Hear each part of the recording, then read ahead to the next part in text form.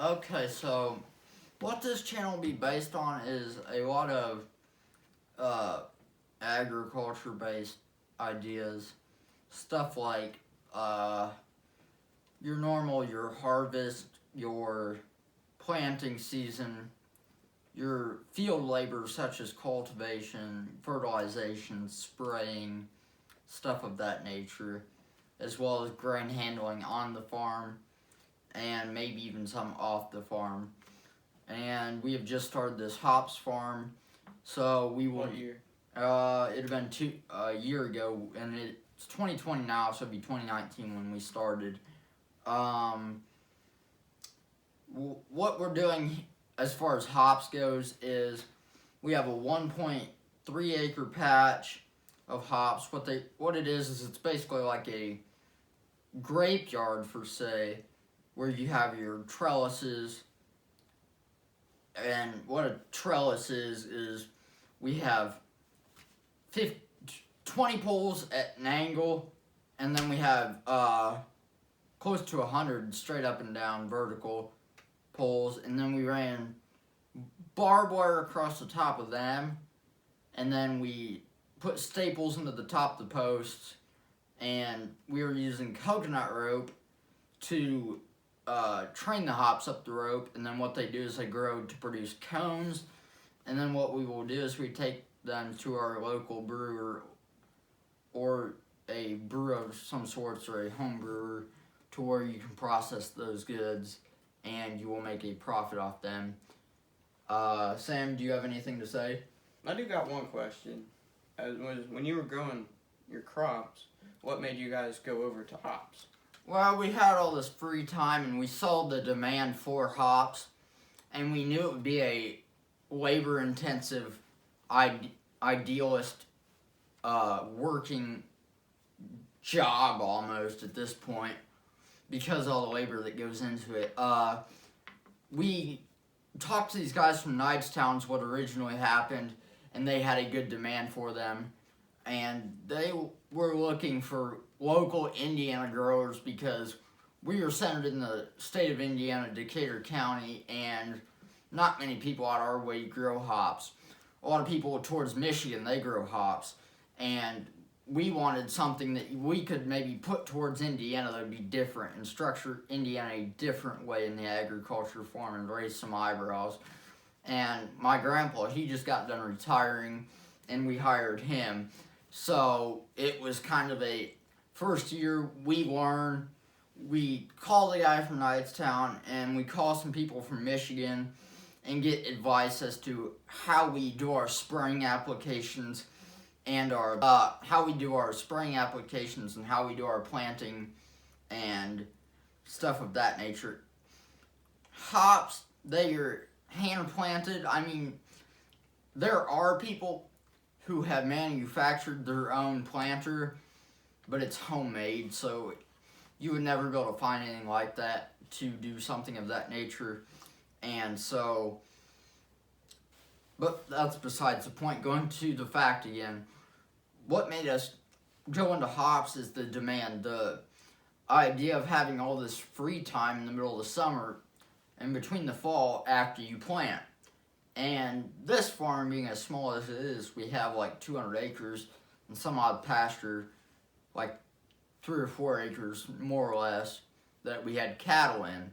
Well, we moved the cattle out of that land because at that time, cattle farming, it wasn't economic on the scale we were doing it. And so we put in a hops yard, 1.5 acres, as I said before, and it was a eye raiser to our community. And so, and we wanted to look for economic change in the community, and so we started growing hops. And we realized that the task wouldn't be as easy as what everybody said it would, which obviously going into a job won't be as easy as what they said. And so we thought we'd take the challenge, and right now the demand's high, and so we'd take the challenge and risk our money toward making a higher dollar at the end of the day. Sam, do you have anything to ask about the history or something of that nature?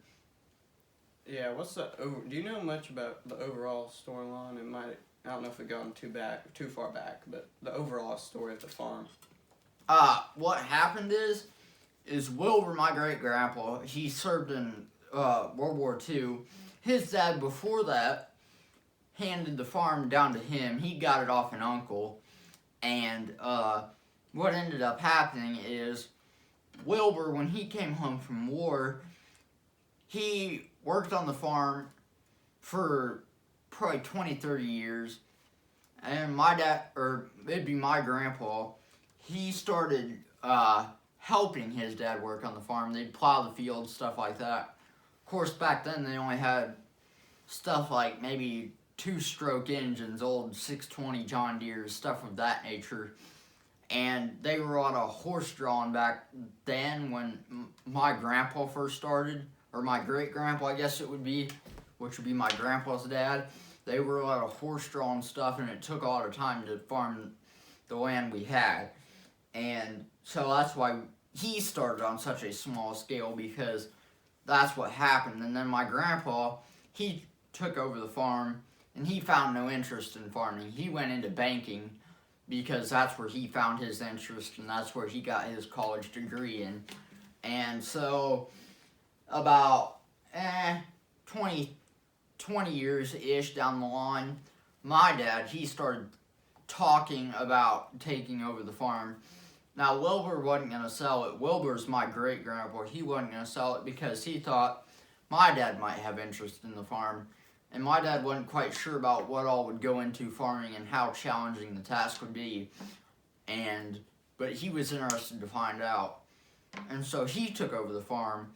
And we've been running this farm on our own for roughly 10, 15 years now. And so after like 10 or 15 years, or before that I guess, when Greg originally took over the farm, we sold a lot of Wilbur's stuff.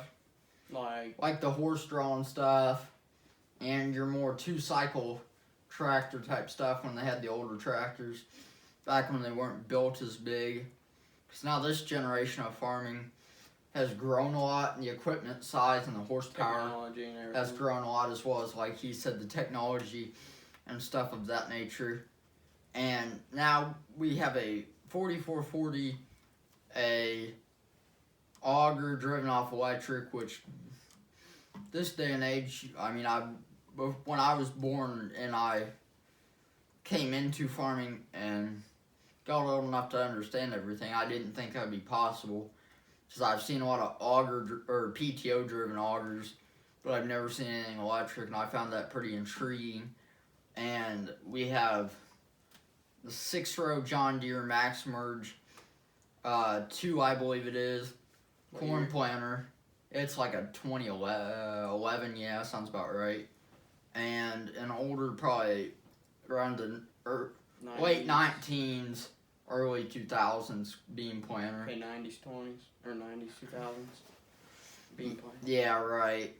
And we got that bean planter off one of my dad's high school friends, who his dad also started farming, and then he handed the farm over to him, and they've upgraded and went more technological, whereas we aren't big enough to need a whole lot of technology. And so he gave us that planter, and I believe it was more of a barter than anything, mixed with some cash deal. And that's where we sit right now as far as equipment wise, as to what we run on the crop scale side of it, as well as some gravity wagons. I forgot about them. And what are the bins? Your grain bins? Roughly 150,000 each, probably, if not a bit bigger. And when I say 150,000 each, I mean 150,000 bushels. And how we operate the corn and soybean side of it is, if you didn't notice, we didn't talk about a combine or a grain cart or a semi or anything of that nature. What we do is, another one of my dad's high school buddies, me and him will run grain cart, which is basically they have a wagon hooked up to the back of a tractor, and they run from the combines to the semis.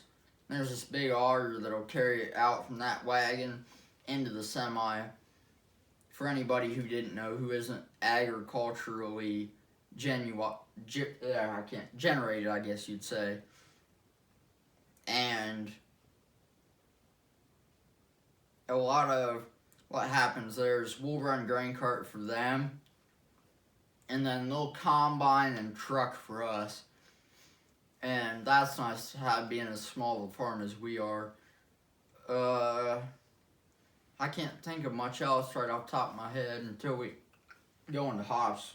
Would you be interested in hearing anything hops equipment related or anything of that nature? Yeah, we can go over the hops related thing. Okay, a new feature to our farm, as far as equipment is a 4052 AM, I believe it is, loader tractor. It's a smaller loader tractor. We took the option not to have the cab on it, but you can have the cab on it.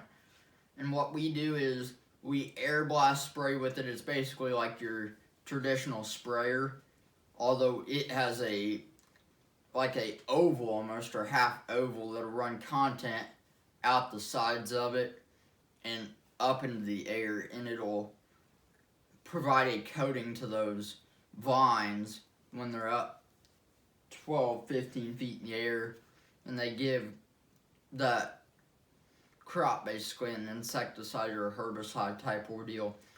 Now on this farm, we don't like doing a lot of insecticides because when you do insecticides, you're generally going to kill the good and bad insects. Right, you want to eradicate the bad, but when you eradicate the bad, also you kill the good insects. And you may not think there's good insects really, because when you're in your house and stuff like that and you see insects crawling around, you don't like the thought of insects. But on a agriculture-based production, insects play a big role, and worms and stuff like that play a big role in our soil and our fertilization. And I totally forgot to mention, we got this lift we built from KFAB, a local Greensburg dealer, and they took 2x4 sheets of steel and stuff of that nature and welded them together, primed the metal, and then painted over it with a green paint. And we used that to get up to hang strings. Our poles, they're 18 feet in the air. Our diagonal poles, they're 20 feet in the air, yeah, because it's at an angle. Sam, do you have any questions or anything else you'd like to ask me while we're here? No. Okay. I'll thank you guys. See ya!